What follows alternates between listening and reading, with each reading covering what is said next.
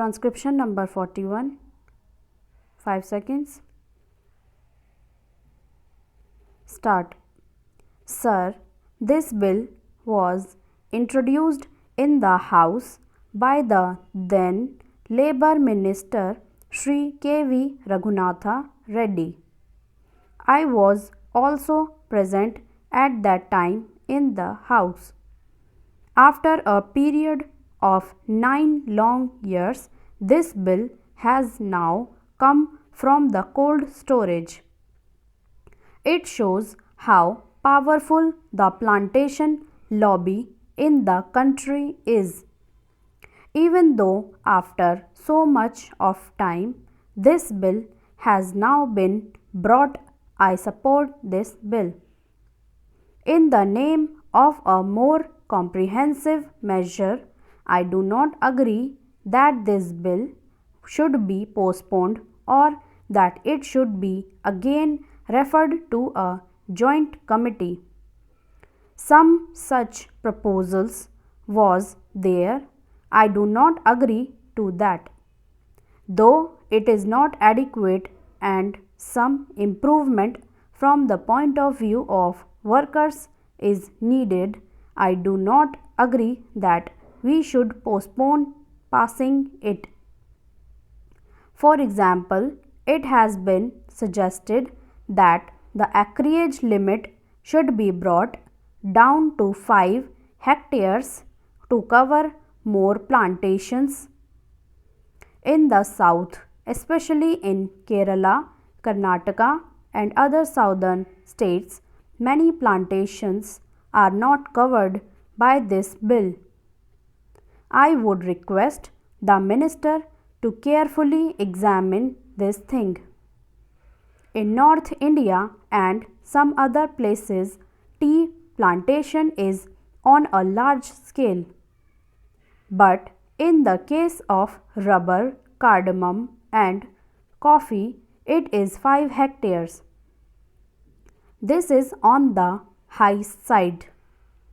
I request the Honorable Minister to reduce the acreage limit to 2.5 hectares for coffee and rubber and cardamom.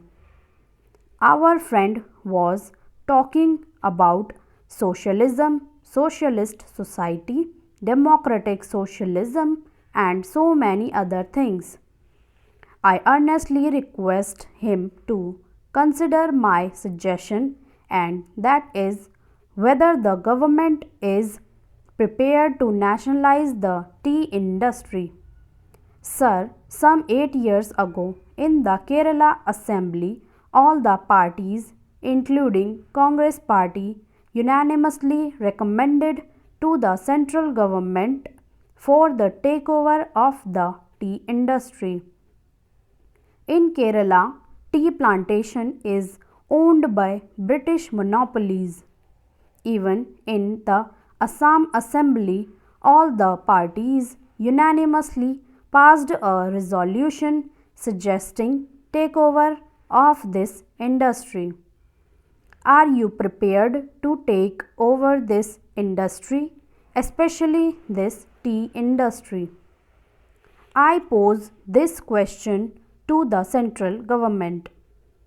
Sir, this tea industry is owned by foreign monopolies and they are exploiting the workers. The situation in the tea industry is deteriorating.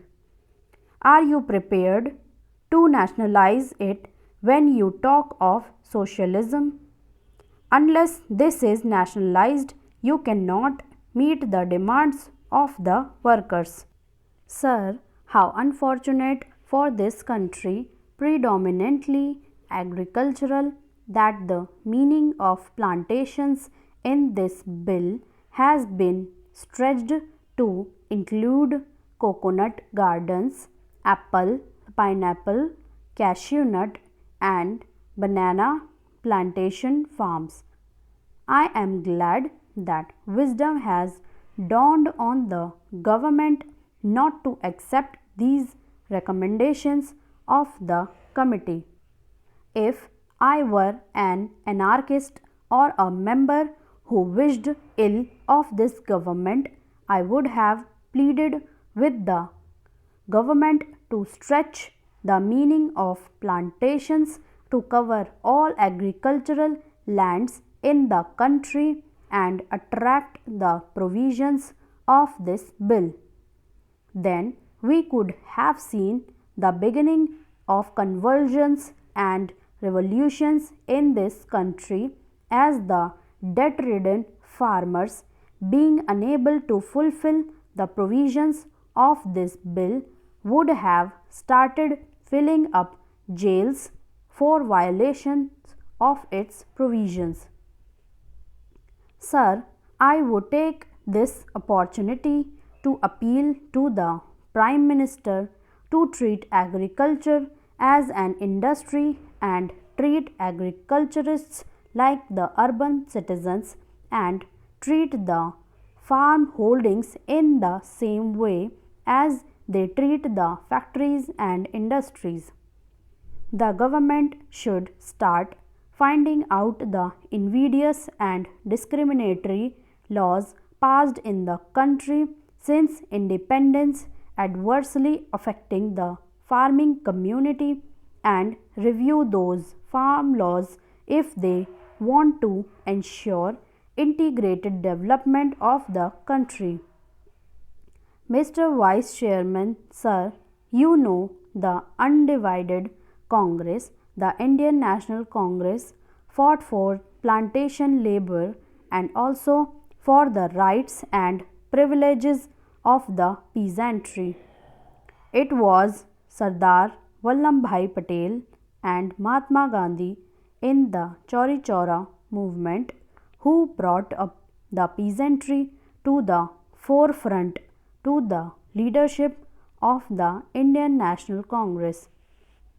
As successors of those great leaders in that organization, it is high time the Congress did their best for the plantation labor as well as the unorganized peasantry in that area.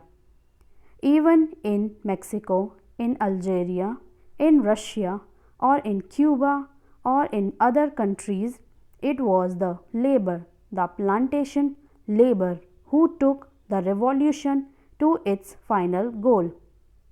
Here in this country, we do not want to see another bloodbath.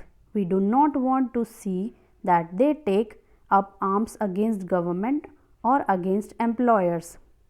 As people's representatives and as government of the people, we must do our best to solve their problems, whatever their grievances are, whatever their difficulties are, instead of allowing anybody to take advantage of their poverty and their difficulties. Stop.